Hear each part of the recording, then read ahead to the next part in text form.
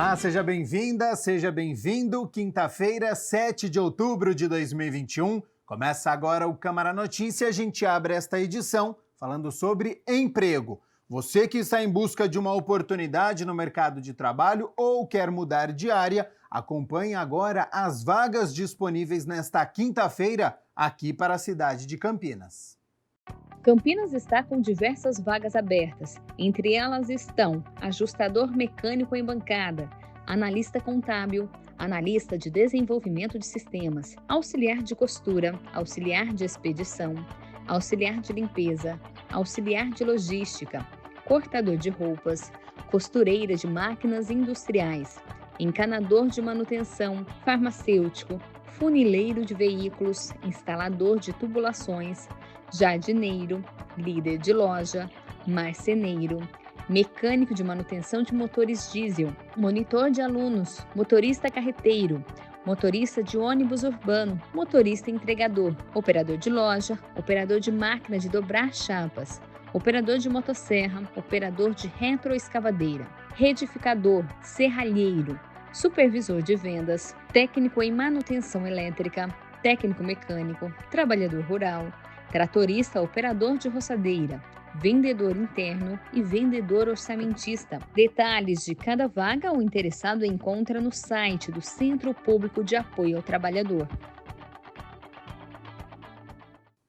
Olha só, e ontem foi dia de coletiva do governo do estado e foi anunciado a expansão da capacidade de público para os eventos esportivos, culturais e de lazer, assim como está acontecendo nas partidas de futebol.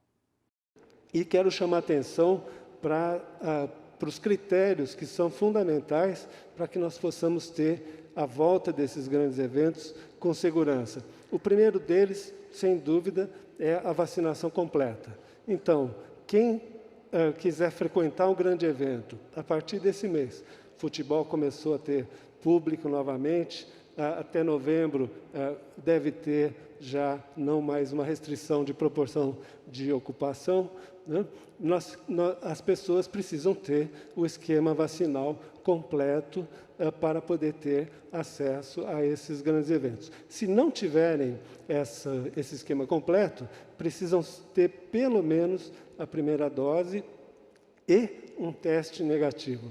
Aquelas pessoas que não tomaram a primeira dose, porque razões diversas a não ter acesso, né, do sentido da faixa etária, elas não vão conseguir frequentar esses grandes eventos. Então, a outra condição que eu acho que é fundamental é que o uso de máscaras vai continuar sendo obrigatória nessas situações. É muito importante essa retomada, era uma expectativa que já se tinha de como é que seria o trabalho aqui, o passo a passo. Essa resolução vai ser publicada pela Saúde em Diário Oficial amanhã, então nós estamos aqui vendo em primeira mão.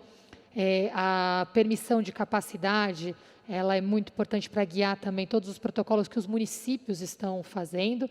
Então, até o dia 15 de novembro, 30% de público, do dia 16 ao dia 31, 50%, e do dia 1º de novembro, está ali a partir de novembro, só queria especificar, a partir do dia 1º de novembro, 100% de ocupação. Hora de falar sobre as notícias do Legislativo, porque ontem a primeira parte da reunião ordinária, por iniciativa do vereador Jorge Schneider, foi sobre a Semana Municipal em Defesa e Proteção da Vida. Por iniciativa do vereador Jorge Schneider, a primeira parte da 19ª reunião ordinária, na última quarta-feira, foi destinada à 16ª Semana Municipal em Defesa e Proteção da Vida. Compuseram a mesa ao lado do parlamentar diferentes autoridades civis e religiosas. Mais do que nunca nós precisamos refletir o que é a vida para nós. Nós passamos por essa pandemia e muitas famílias choram os seus mortos. Muitos estão com sequelas na vida. Então nós precisamos disso, refletir aquilo que nós podemos fazer para melhorar a qualidade de vida da população, a qualidade individual de cada um, para que nós possamos vislumbrar um mundo melhor e um mundo mais justo. E logo em seguida, nas discussões e votações dos projetos da 19ª reunião ordinária, os vereadores aprovaram em definitivo e por unanimidade o projeto de lei complementar que determina normas para a construção de moradias populares em Campinas. O vereador Jorge Schneider, presidente da Comissão de Política Urbana, aborda esta proposta. Aquilo que é de interesse social, ou seja, moradias populares, a Coab é que vai ser a responsável pela análise e liberação. Os demais continuam com a Secretaria de Urbanismo. Isso aí é uma maneira inteligente de nós fazermos com que a coisa ande e que haja aquele olhar mais eterno para aquele que precisa de uma moradia na cidade de Campinas.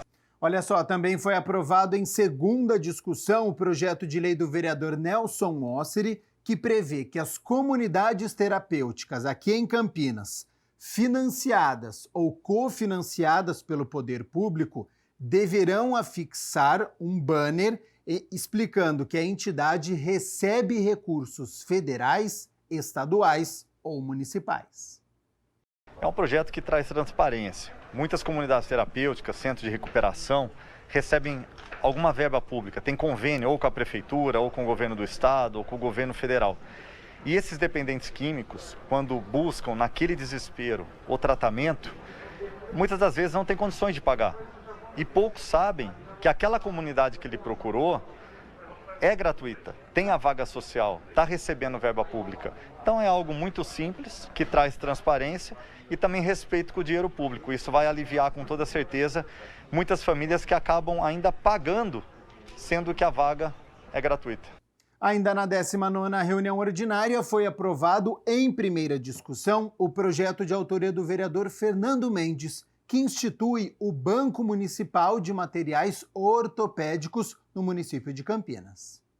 Nós temos hoje no nosso país 5.500 prefeituras, não tem nem 100 prefeituras que têm banco de materiais ortopédicos, e nós temos um ministério que tem verbas específicas para esse fim e não consegue acoplar por conta de falta de projeto dessa natureza. Então, esse é um grande motivo para isso. E nós temos uma fila de espera dentro da cidade de Campinas, que hoje, se uma pessoa que está em convalescência, uma pessoa de baixa renda, por exemplo, que precisa de um material, ela tem que buscar a igreja católica, tem que buscar a igreja evangélica, tem que buscar uma associação religiosa, ela tem que buscar essas pessoas que fazem, às vezes, do poder público para poder ter uma moleta, para poder ter uma cadeira de roda, uma cadeira de banho, para poder ter um colete cervical, para poder ter esse tipo de material.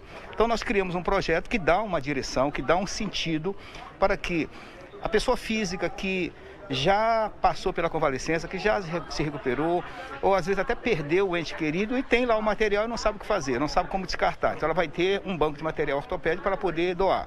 A iniciativa privada, através das suas grandes empresas, elas vão poder também fazer uma doação. E o poder público, através, por exemplo, do governo federal, vai ter um local para destinar verbas específicas para esse fim. A Comissão Especial de Estudos aqui da Câmara, que analisa e discute a revitalização do centro da cidade, se reuniu e ouviu o secretário municipal de Planejamento e Urbanismo, Renato Mesquita. Realizada no plenário da Câmara, a reunião da Comissão Especial de Estudos, que discute e analisa a revitalização do centro de Campinas, contou com a participação dos vereadores Jorge Schneider e Paulo Gaspar, além do presidente da CE, o parlamentar Arnaldo Salvetti, que tem buscado agilidade quando o assunto é melhoria para a região central. Eu protocolei na sexta-feira um documento para o vice-prefeito, secretário, que hoje está na pasta da secretaria, conjuntamente ao prefeito, para poder agilizar alguns passos, né? Sendo que eles já estão discutindo, né? Que põe em primeira coisa, rever a iluminação da cidade, a questão da segurança e o morador de rua. Eu acho que se a gente fazer algum trabalho que seja nesses 3 pontos, nós já vamos trazer um benefício para o centro. E aí, lógico, depois a questão se vai mudar zonamento, mais moradia para o centro, novas construções, estacionamento subsolo, lojas trazendo também lojas novas para a cidade com benefícios. Isso tudo a gente tem que estudar, lógico, depende de leis e depende também de um longo prazo maior para poder efetivar essas situações. Mas a questão da iluminação, de limpeza, a questão de segurança, acho que a gente pode trabalhar já. para poder, esse final de ano, a população se sentir mais segura na cidade. O debate também teve a participação do secretário municipal de Planejamento e Urbanismo, Renato Nível Guimarães Mesquita. De fato, eu não vou nem dizer de a ordem, mas um pedido com caráter muito firme e sério do prefeito, o Dário Saad, foi: pensem em recuperar o centro e pensem rápido. Nós queremos que a revitalização do centro se torne um trabalho efetivo a partir de agora. Para a Salvete, é necessário um trabalho em conjunto para que a região central volte a atender a demanda da população. Quarta-feira que vem temos outra reunião.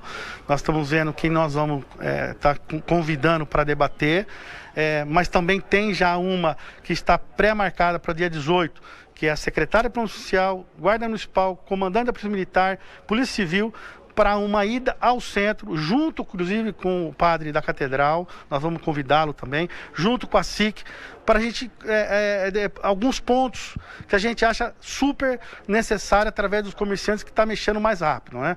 De repente, um local que está dando problema, que está abandonado, se tiver que fechar, tiver que chamar a fiscalização, uma questão da iluminação, onde os pontos de iluminação que seriam melhor estar iluminados. Isso vamos discutir lá em foco, para poder fazer uma reunião e levar, inclusive, ao prefeito algumas medidas que poderão ser feitas já.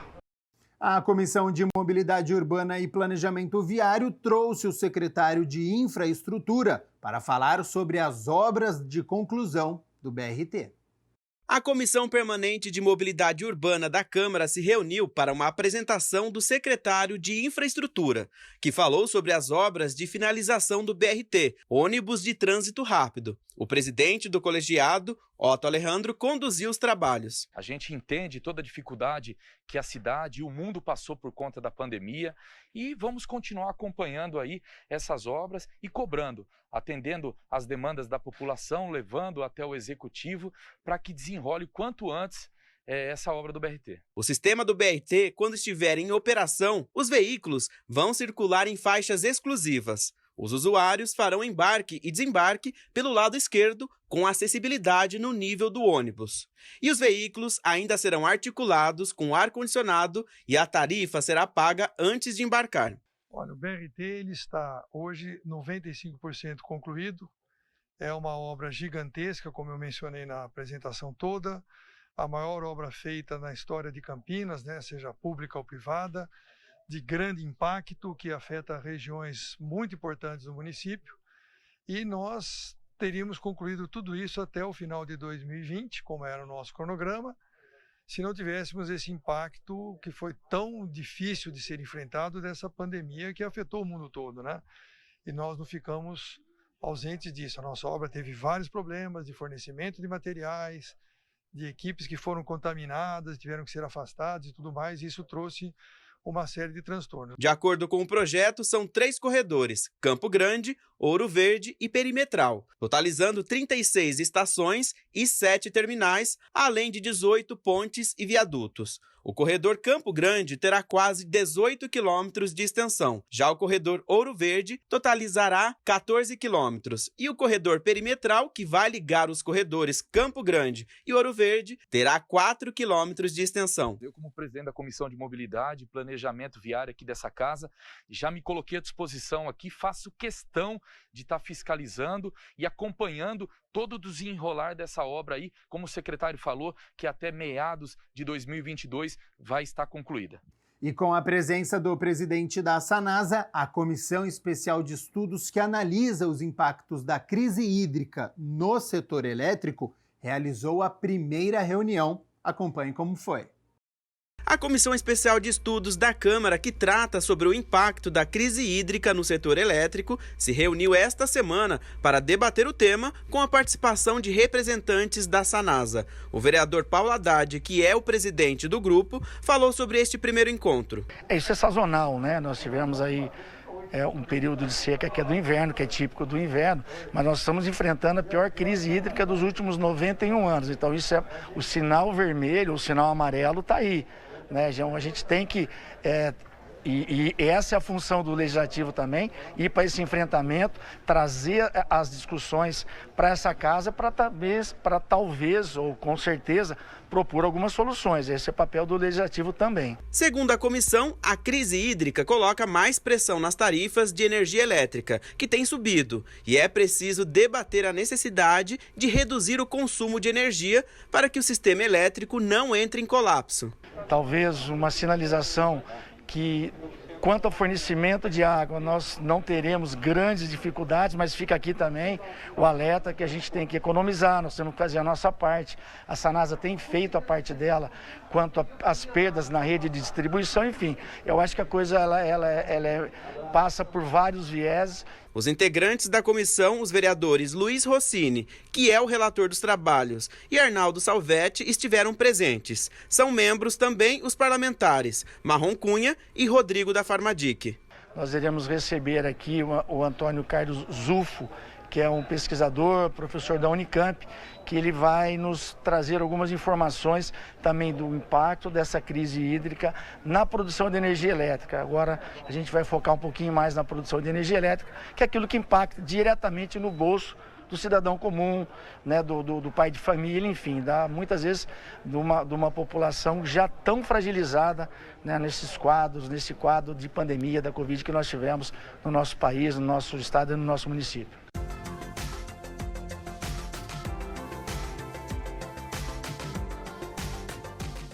Quinta-feira de tempo fechado aqui em Campinas. Fique com o seu guarda-chuva, porque deve chover hoje, viu? Para amanhã, sexta-feira, a nebulosidade continua alta, mas o sol tenta aparecer.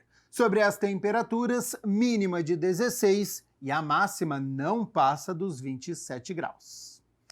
Olha só como faz bem uma boa noite de sono, né? O nosso organismo realiza funções reparadoras do corpo, repõe as energias, regula o metabolismo. Enfim, mas e quando você não consegue dormir a noite toda? Quais os problemas e como resolver esta situação? Distúrbios do sono é o tema de hoje do Saúde Agora.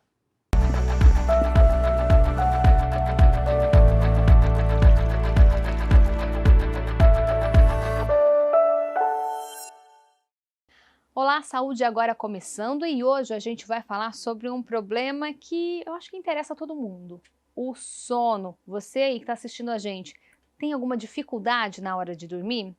Pois é, saiba que isso é mais comum do que a gente pensa. E para tirar algumas dúvidas, falar sobre o nosso sono, o que a gente precisa fazer, a gente conversa agora com o Nonato Delgado, ele que é neurologista e especialista em medicina do sono. Doutor, obrigada por aceitar nosso convite e tirar aí as dúvidas. Pois não. Doutor, por que é tão importante dormir? É algo natural do ser humano? Ou dá para ficar aí dormindo menos, dormindo pouco? Pois é, embora o sono varie bastante de horário, e entre as várias espécies existe uma diferença grande de quanto tempo se dorme e como se dorme, né? É bem conhecido que o golfinho, por exemplo, dorme com metade do cérebro de cada vez. E existem espécies de animais, de pássaros migradores, que fazem a viagem, às vezes, da América do Sul à América do Norte, sem dormir. Mas, no ser humano, o sono é necessário, é fundamental na faixa etária infantil para o desenvolvimento do cérebro e na faixa etária do adulto para que a gente tenha uma vigília de melhor qualidade, que a nossa função de atenção, a nossa função de memória, elas respondam mais rapidamente às nossas necessidades. O nosso cérebro, quando a gente dorme, ele para ou continua trabalhando o tempo todo? Ele continua trabalhando em um nível diferente. Nós não dormimos, inclusive, de um jeito só. Nós temos dois tipos diferentes de sono. Um sono de sonho e um sono sem sonho. O sono de sonho é chamado REM, do nome americano REM, Rapid Eye Movement. E o não REM é o outro, que a gente tem o cérebro com ondas eletroencefalográficas bastante lentas, que tem um relaxamento muscular maior. Cada um desses estágios tem a sua função. E, para que eles aconteçam, um monte de neurônios e de circuitos neuronais tem que estar funcionando. Assim, o cérebro funciona também durante o sono. Um sono ruim pode influenciar em toda a nossa saúde?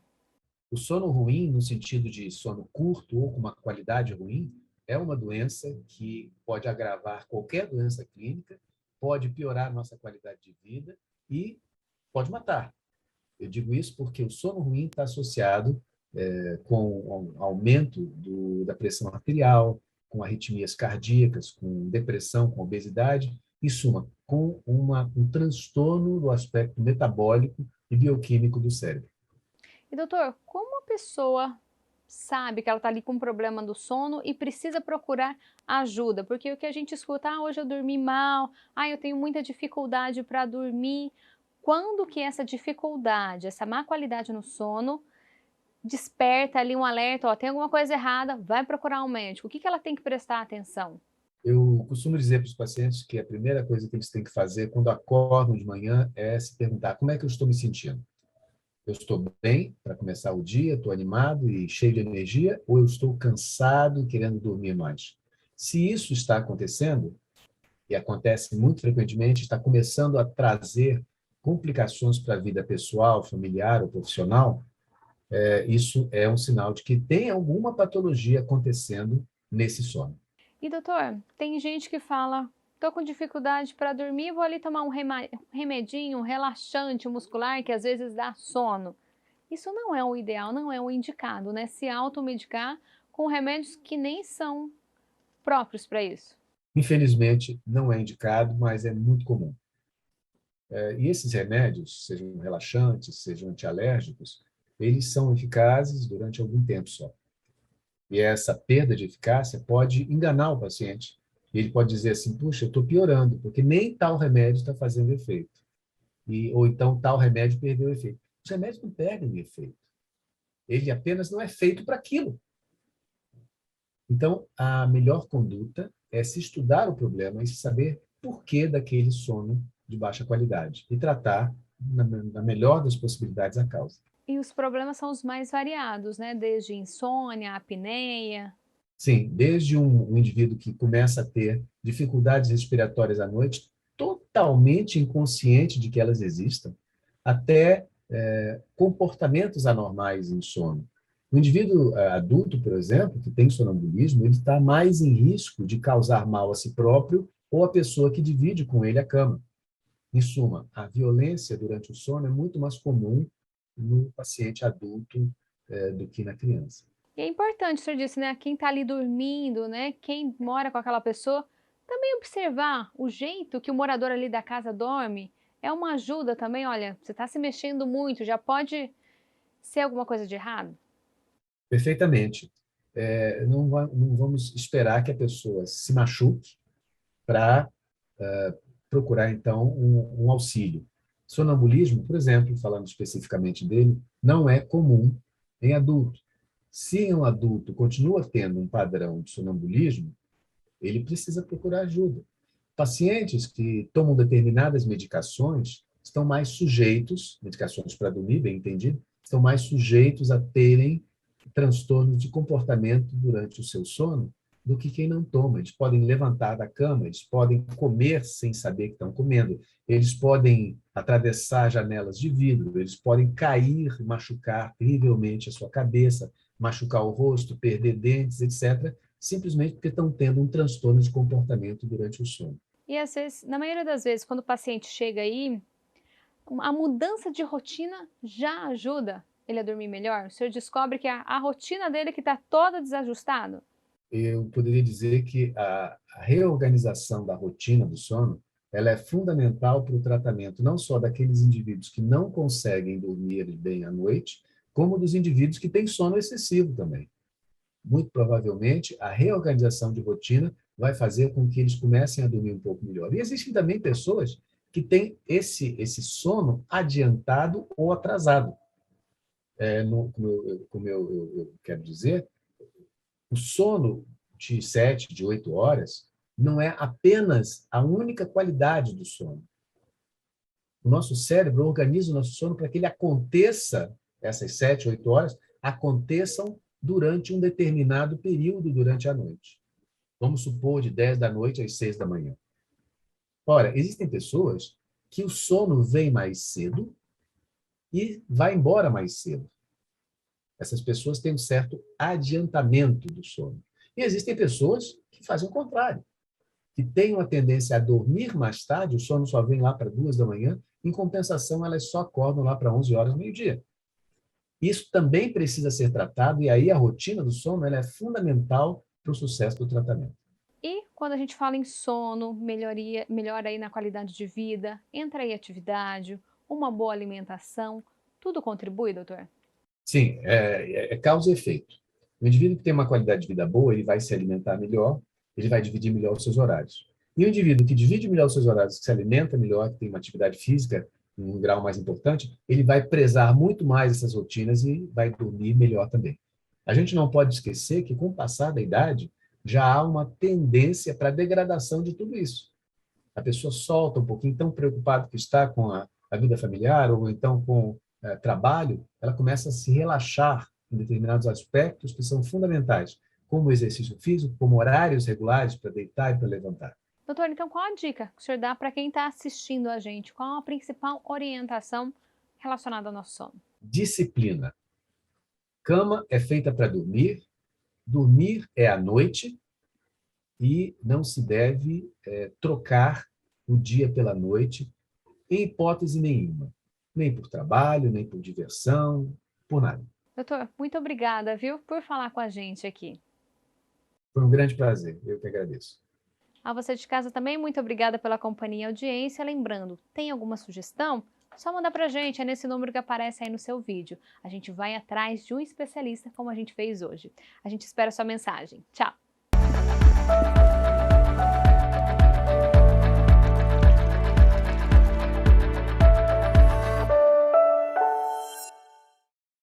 E o Câmara Notícia fica por aqui. Muito obrigado pela sua companhia, pela sua audiência. Nos vemos amanhã, sexta-feira. Até lá. Tchau, tchau.